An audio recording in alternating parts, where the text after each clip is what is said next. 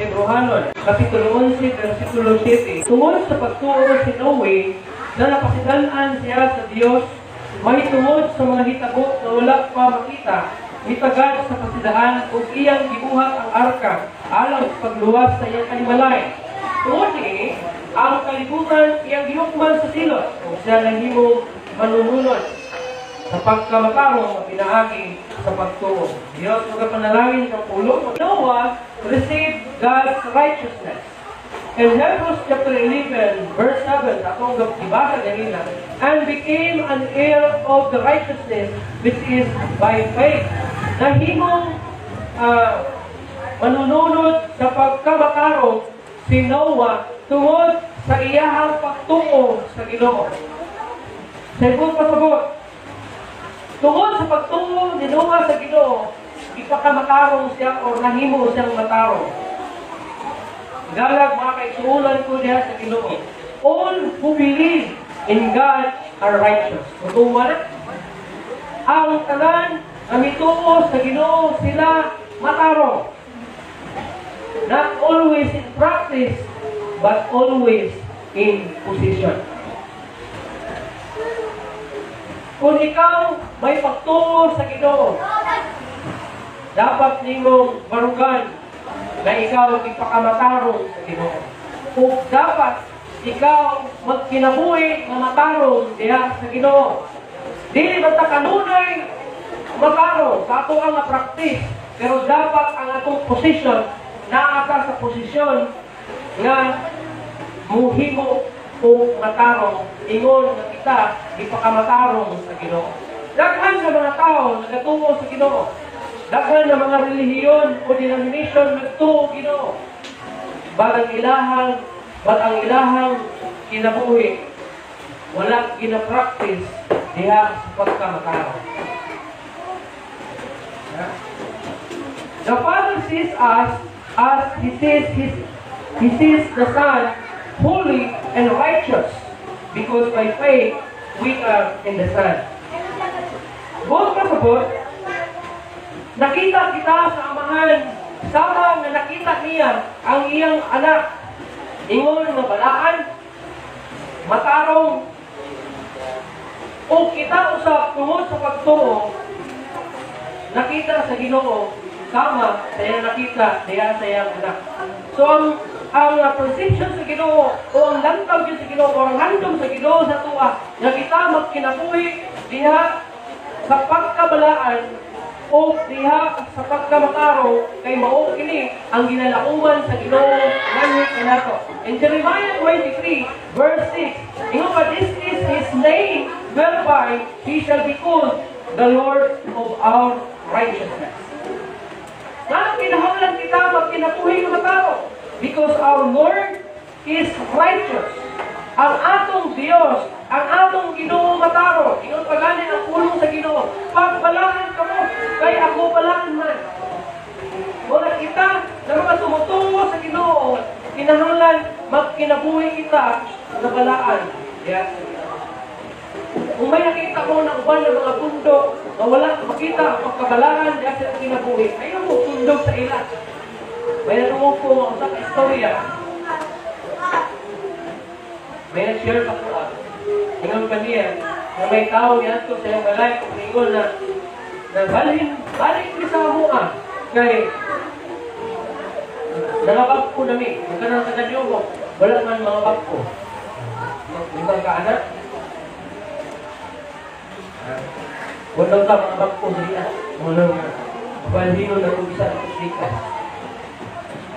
Subok mo anak. Wala nga. Kinahanglan na magpalaman kita. Kay mao kini ang purto sa Ginoo. Mao kini ang tuyo sa Ginoo sa tuwa. Nga kita magkinabuhi na balaan. Ingon pa ang tuyo sa Ginoo sa Romans 5:19. For as by one man's disobedience many were made sinners, so by the obedience of one shall many be made righteous. Pinaagi sa usa ka tawo ang tanan nag-disobey sa Ginoo, nahulog sa pagpakasala, apan tungod sa pagsunod sa usa ka tawo, ang tanan nahimong matao. Isa man si Jesus Christ. In 2 Corinthians 5:21, for He hath made Him to be sin for us, who knew no sin, that we might be made the righteousness of God in Him. So wala gilaing purpose ng Ginoo sa tuwa, kundi iya kitang kinahandog na kita at kinabuhi ng matarong diha sa Ginoo. Now the ark is a beautiful picture of the salvation offered in Jesus Christ. Ang arka, usang kamaanyag na hulagway sa kaluwasan o magihatag na kaluwasan pinangagi ng Jesucristo. Una, the ark was a divine provision. Ano maning divine provision? Kung sa divine provision, ang arka naginhimo o gipahimo sa Ginoo usang kabalaan na itagana. Provide o divine balaan nga gitagana. In Genesis chapter 6, verse 13 and 14, nagiton, and God said unto Noah, the end of all flesh is come before me, for the earth is filled with violence through them, and behold, I will destroy them with the earth. Make three an ark. Sa ingon sa Ginoo kay Noah, ingon ang Ginoo ngadto kay Noah na ang katapusan sa tanang unod mahanaw o matapos ang kalibutan na puno sa kadautan pinaagi nining mga tawhana. And behold, ingon pa na, I will destroy them. Among gun-ugon ang kalibutan. Inungdan paghimo og arka, na ingon niya sa Ginoo asa kay Noah. Kaya ang kalibutan lukob sa mga tao na itong panahuna na puro kadautan. Inungdan ang Ginoo na nagbasol siya. Nagbasol ang Ginoo. Anong gihimo niya ang tao? Tungod sa ilabihan sa utang sa tao. Grabe ka, graceful ang Ginoo. Naka siya una-una kalaglago niya ang tao. Ba't yun niya sa palang tao? Pero nakausap siya una-una na iyahang isay ng tao. Kung naghimo siya o pamaagi para masay kami ng tao na itong panahuna, kinaagi sa usa. Kinaagi sa pagpahimo niya o arka na itong ay tao. Ingon niya akong mag-ubo ng kalimutan, kinaagi sa lulo. Pero sa langing bahay, ingon niya si Noah, paghimo ng arka. Kinaagi ka-graceful ang Ginoo. Bisan tungkol sukong na siya sa mga tao. Pero, naghimog pa, nagpahimog pa sa arka na gusto niya masave ko mga tawanan. Kung doon pa'y masave sa iyang mga hinimog ng mga tao. Ingon pa, before sin came into the world, the way to salvation existed in the mind of God. Wala maguna-huna ka, apil ba sa plano sa Ginoo? Apil ba sa iyang una-una, kung saan niya pag-save ang tao, kung ang tao ay naghihimog, makasala. Actually, paghihimog sa Ginoo sa tao, siguro nakakala sa iyang una-una, ining tao ay naghihimog, wabot ang panahon, ang magdisubay niya sa bisayahan. Nakakala sa iyang una-una, na maghihimog siya, kung laing paagi, harong masave ang iyang mga tao, ang iyang hihimog, ang iyang pag-iisya. That's why, unang mikulot ang sala sa kalibutan, siya nangita na ugdalan, aron maluwas ang mga tao, ikan sa silo, sala ang iyang kagalan. In Acts chapter 2, verse 23 nag-ingon, Peter proclaimed that Christ was delivered by the determinate counsel and knowledge of God. Limang kananana sa unang sa Ginoo, nasa mahuna sa Ginoo kung saan niya pag-save ang mga tao. Ikaduha, the ark was covered with pitch. Sa arka daw, napulit siya o natabunan siya o asfalto. Ano mo, asfalto? Ano ang ginatapong pagkana ba? Asfalto, muna. Napilit, itong. Kinala ang gitapon o gibulit sa Noah sa arka. O may gisugo sa Ginoo sa iya. Ano ba? In Genesis chapter 6 verse 14, thou shalt pitch it within and without with pitch. Ano ba? The Hebrew word of pitch, dili sa common ito sa pagkakagsa ang kiling mahulugan sa pitch. But, which is, seated, but is copper.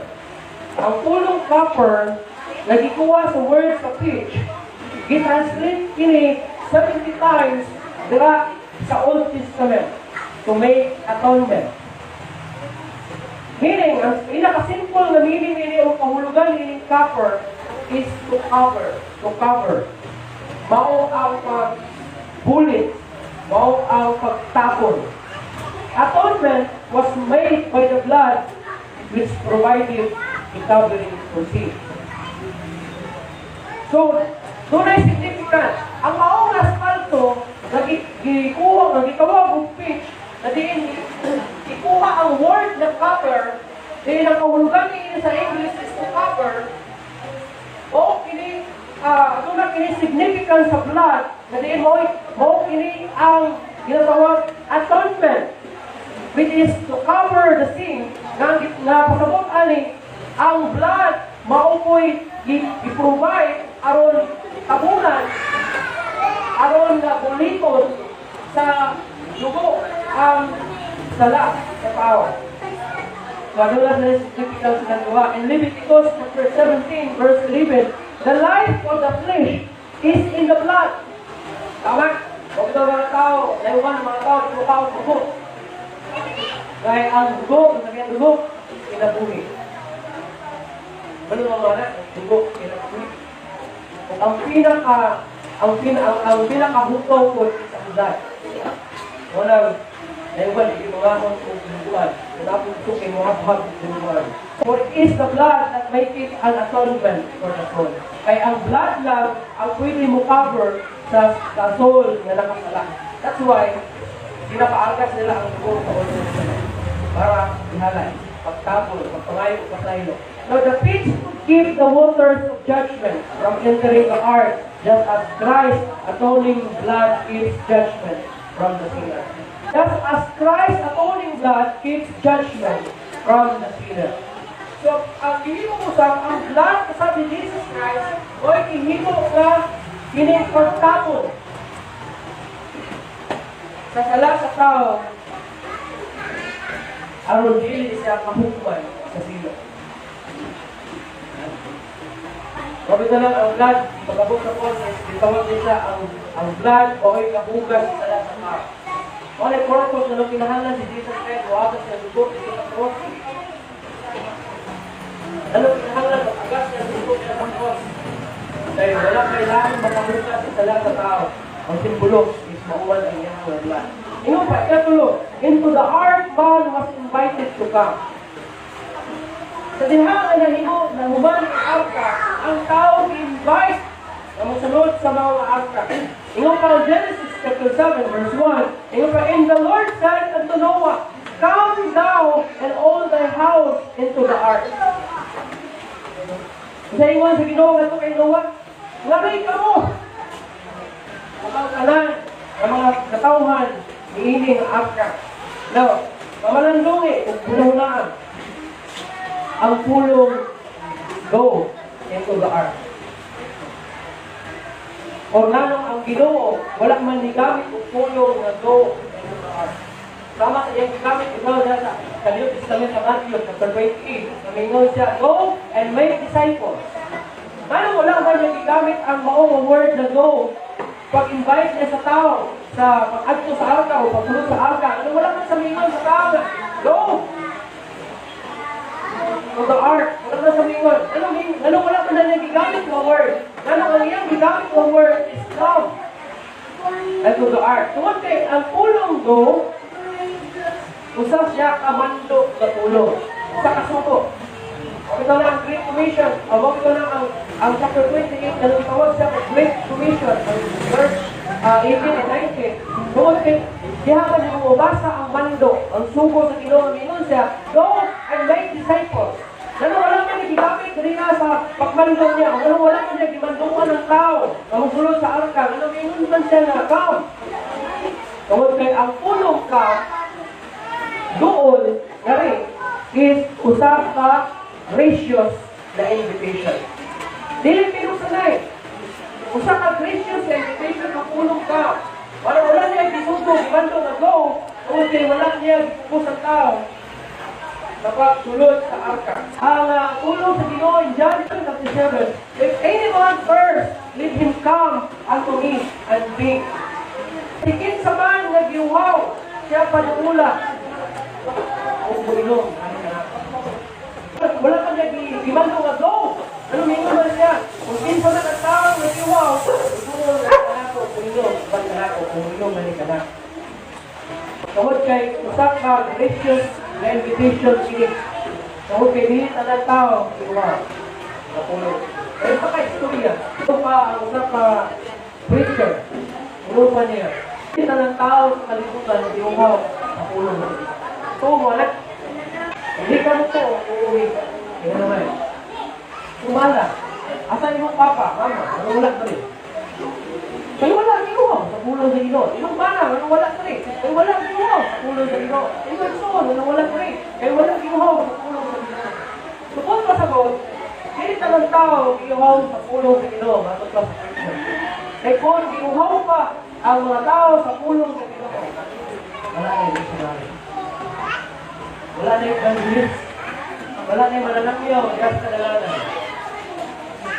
Kaya kung ang tao ginuha ng tubig, bunuol siya ng tubig. Hindi kaya tubig, bunuol siya ng tao. Diba? Pero anong kinahangan magwalit na sa pulo sa Ginoo? Anong kinahangan mag-share sa word sa Ginoo? Kaya para ang tao makainom, isang bilis siya kawaw, isang wala sa Ginoo. Kaya kung ginuha ng mga tawanan, ako lagi kayo doon, hindi ka magwalit. Hindi ka mag-share sa word. Kaya sila na mismo, mangita, masimbahan, kaya parang nakahuwag sa ulo sa Ginoo, ay lagi iuhaw na. Pero kung wala kang iuhaw, wala na ko karon, inanunan, pagayon ko na mag-share sa word sa Ginoo, para makainom ko ng tao, dito wala. In Revelation 22:17, and let him that is first come, and whosoever will, let him take the water by freely. At kung mga ginaw, budoon. Kung gusto mo inom, sila tubig na libre. Tubig sila tubig na libre. In John 6:37, him that cometh to me, I will in no wise cast out. Matthew 11:26, come unto me, all ye that labor and are heavy laden, and I will give you rest. Anong ilalaman ang invitation ni Jesus Christ? Bisan Panginoon niya, naduwang kamuhin ka na ako, kamong tanan na ikapuyan, o gibukatan sa inyong ipasan, ay papahulayan ko. Ano naman ang invitation ni Jesus Christ? Kung kay Kristo na Ginoo. Right? Kasi dahil ka gusto mong pahulay. Kaya lang, pahulayan ka ni Jesus. Kasi kailangan ka magpasal-pasal sa inyong problema. Ay mo pagsulay. Walang iwan ni Jesus, come, ako ang ikapuyan, ako ang ikapuyan. Bukat ko lang ang ikapuyan, ako ang ikapuyan. Huwag ang upan, na wala pa kasabot, asang doon. Sa ilimilong makambuk, sa droga, ang uban mo, hindi ka upisi. Kaya ikot sa ilang ilong. Kaya bukatan, hindi bakit. Pero kung nasaktan lang ang kanila, kung ikaw ikapuwi sa kinapuwi, kung makatan sa inyong mga bipas sa kinapuwi, kailangan mga problema, sige mo, it's a graceful invitation ng Ginoo. It's a graceful na invitation ng Ginoo kanimo, na ikaw bunuon sa iya. The ark had only one door. Ang arktang pahimo sa Ginoo kay Noah, aduna na lang sa kapuntahan. Aduna lang sa kapuntahan. Pag inom pa, in John 14:6, I am the way, the truth, and the life. No one cometh unto the Father but by me. Si Jesus mismo nag-ingon na ako ang dalan, ubang kamaturan, walay makaadto sa pamahan, kung dili pinaagi ka nako. Ingon pa in John 10:9, I am the door, by me. If any man enter in, he shall be saved. Ako ang dalan, pinaagi ka nako. Hindi sa kinsang mahulod. Kaya gayon, maluwas. And Acts 4:12, nag-ingon siya, neither is there salvation in any other, for there is none other name under heaven given among men whereby we must be saved. Walay laing dalan, anong usa lang kapuntahan ang art na gihimo. Usa ka kapuntahan, nakapasabot na usa lang po ang dalan sa kaliwasan. Wala rin laing dalan sa kaliwasan. Dili lang imong good works. Anong dili ba ng imong good works? O kala ko kasi pumuntan na rin. Tapos yung kamo, anong pumuntan? Wala, pumuntan. Sabi ninyo, kung good works sa inyong basihan, aron mo musaka o langit, silong dumi. Bisan unsa imo kabuhutan, makasalat ka sa iya. Kung ang hukom sa Ginoo, dili sa imo maayong buhat. Ang hukman sa Ginoo, sa imo salat. Ang pangutana, kung buhutan kayo ka, pangutana, wala makakasalat. Imo na puno sa Ginoo sa Episo 2. 9. Also, pinahagi sa grasya ka mo na luwas, tungod sa inyong pagtuo. Kung dili pinahagi sa inyong mga luwas, aron walay isa't usa. Kaninyo, makakasigan po, kay dili pag inyo mga luwas. Kaunang pumahagi ka na luwas, pinahagi sa grasya, tungod sa inyong pagtuo. Dili daw pinahagi sa buhat, aron walay makapasigan po ka nato. Kung dili man atuang ang buhat. So walay pwede nga, so dili pwede na gamitin mo nga dalan. Ang pagkamakaro, ang imo ang good works, maayong binungakan para magkakaka sa langit. Usa lang ang dalan para mas maka sa langit. Not even your church. Dili ang imo. May nadungog ko. Dalan, dili ang imo. May miyato sa iya ha. Yung ingon daw nga. Dari simba, kay adito simba sa ilaha, kay ikulang na daw siya. Kasi pag ikulang na siya nakalagat na ginawa ko daw masulat yung pangalan ng libros pinabulit. Dito daw kay sigurado nga maluwas niya dito. Yan rin. Fake daw ta. Kung hindi mo ganina. Huwag mga bagong mga tao dito. Sagot ka sagot. May mga tao na nagtungo na pinahagi silang pundo, sila maluwas. Pero ang Biblia, klaro nga nag-iwan. Kung ang arka, adunay ko sa lang kapuntahan, para ang tanan na musulod niya ang kapuntahan, maluwas. Kita kung saan karon, adunay na yung sa kapuntahan. Kung ka na kapuntahan, ang ikaw maluwas, is mo ka na sa Jesus. Kung musulod ka, ano kapuntahan, maluwas ka. Kung musulod ka sa iyo, kung wala kay Kristo sa iyong kinabuhi, impyerno ka. Sabi na kumusimba sa Dino. Hindi man kamusimba sa Dino. Pero ayaw mo lang ka. Ang Dino, makapalangit sa iyo. Eh si Jesus lang, makapalangit sa iyo. Anak, kumutuko ka. Magawad ka sa iyo. Kaya wala laging makapalangit sa iyo. Si Kristo lang ang dalan ng kanila. Dili ang iyo. Kung nakay mga simbahan na nagpatuo na ang ilahang pundo ay makapaluwas kanino. Ang biblical na klase na doktrina. Kung dili ka lang ng doktrina, minugdamok na, minumutubo sa tao, aron lamang pag-limbo sa tao. O kung ano na may magwawali, ang mahingon, na pag binuhutan ka mong paglabaro ka pa ako ng gas. Sa'yo na klase marami. Kung mahimo ka bang puputan, mahimo ka bang matao, tungkol kay naak dito sa iyo. Pero kung ang imuhang ito, magbinutan ka, pangalangit ka, impyerno na rin ka. Hindi sa tako na kayo, hindi sa kung sa kamutan sa tao, kung walay Ginoo, impyerno siya. Kung walay tao, mawalay nakasala sa kanila. Kung ang judgement sa Ginoo, o ang hukman sa Ginoo, isang sala. Pero pangutan na, guilty ka, isa mo makakabutan. Walay tao, mga tao sa kalibutan, na walay sala, except lamang ang Jesus Christ. The only person na sinless, walay sala, si Jesus Christ. The rest, bisa ka mga apostoles si Jesus Christ, even Mary, the mother of Jesus, guilty na rin. May tao siya. Kung nahimo ka ng maayong tao, gusto mo pinaan si Kristo. Pero kung nahimo reason, ganun dito ka, o ganun malagit ka, gusto mo pinaan ng tao, ang bagay, kasi malagit. The ark was a place of absolute security. Ito daw ang ark? Ang arka mo'y hingpit nga o mo'y dapit na diin makabatong ka o hingpit na kasiguruhan. O sa kadapit, na diin adunay hingpit na kasiguruhan. Na diin pagpakasunod ka sa mga heart, durado, diin ka wala tayo.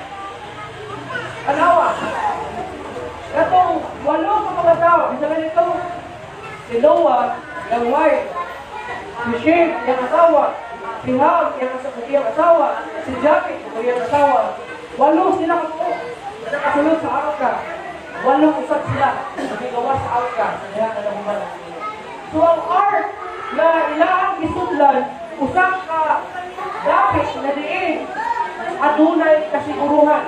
In Genesis chapter 7, verse 16, and the Lord shut him in. Ang Ginoo, ipasunod kanila, ang Ginoo, isirado, ang maong arka. 1 Peter 1:5, the believer is kept by the power of God through faith unto salvation, ready to be revealed in the last time. Sagot pasabot, kita karon ng mga magtotoo sa Ginoo. Kita ipanalimtan sa Ginoo. Pinaagi kayang dahog tungod sa atong pagtuo aron makabaton kita o kaluwasan. Kaya sige, ato niyang maangkon sa katapusang kapanahonan. Abot ang pagkakanhaw kung ikaw mamatay, ikaw mamatay. Kung abot ang rapture, matabot sa rapture, ikaw mamatay. Inaala ang security na maangkunan mo, inaagi kang Jesus. Ang gahom sa Ginoo, tungod sa imong faith kay Jesus Christ, tungod sa imong pagtuo sa Ginoo, mao'y manalipod kanimo, aron dili ka managlag, aron dili malaglag ang imong kalag, diya sa kalayo, mawalay pagkabahan. Genesis chapter 6, verse 3, God allowed 120 years for the people to be warned and to repent. Gitagan-an sa Ginoo, usa ka security nga lugar, usa ka lugar nga diin masiguro nga sila maluwas. Diin maong arka. Pero for 120 years na nagpasidaan ang Ginoo sa mga tao nga sila unta maghinunson sa ilang mga sala kung musulod sa arka. Walay bisan sa kanila na nag-repent. Walay bisan sa kanila ng totoo sa wali ni Noah na pagalulupan ang kalimutan. Inunang pag-abot sa panahon, walo lang sila na nalimutan. Now in 1 Peter chapter 3, verse 20, the long-suffering of God waited in the days of Noah while the ark was preparing. Ano mo, anong lugay kayo naman ang arka? For 40 years, wala naman ang arka. Nagulo mo ano?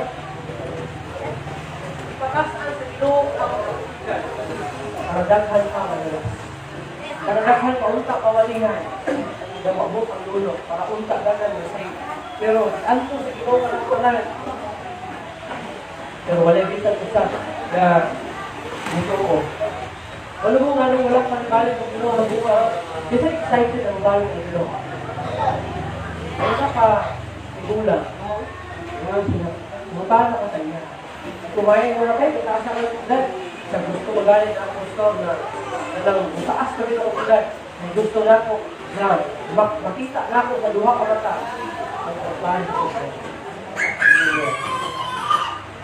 Pero hanggang ka, mula na kita. Kita na yung ulan sa kayo. O pag-ibalik. Ano ba ang wala ang balik nito? Kay bulot na ito. Mayroon ang talang tao. Wala yun niya, iwalit ang maayong salita nito sa kanang kaliwatan, nito sa kanang sulong sa kalibutan. Kaya kung ang talang tao, makadungog na sa maayong salita, iwalit. Iwalit ka rin malakang ka. Pwede mo ka kumalik ng Ginoo sa una pang panahon. Pero wala po, karong mo pag ito iwalit. Kasi ang mga tao, inaanak, i-grace ko lang Ginoo. Minsan pumuna ang Ginoo sa tao. Pareha sa panahon ni Noah. Minsan, nasupuna ang mga tao, ang Ginoo sa mga tao, tungkol sa ilang pagkadautan. Pero kita, dugay sa Ginoo, pagkuman ang arka, kamuhan niya for 40 years. And for 120 years, nagwali may tungkol sa maabot na luno. Pero, wala yun ko sa tuko. Kung pag-abot sa luno, malulang kayo ang lagot. ang anak ng grace ko ng Ginoo. O sa Ginoo, makaluwas ka niya. So in other words, at the same time, God was preparing judgment. He was also preparing a way of escape. Anyone na huko, mudawat kay Jesus Christ, as your Lord and Savior, na buhay mo, maluwas ka. Ingon pa, samtang ang Ginoo nag-prepare siya ang tao sa paghuko ng kalibutan, nag-aandam usap siya kung dalan ang tao sa pag-iyas sa maong ang manan. In 2 Peter 3:9, the Lord is not willing that any should perish. Wala ko iyon, ganina nilundugay siya mabalik. Ano hati karon walang masubalik, willing mo sa Ginoo na malaglag ang bisan si Prinsa. Kapag gusto niya, ang tanan, magluluson kung diyak sa pinasana. Ingon pa, those who perish in the flood have the same opportunity to be saved.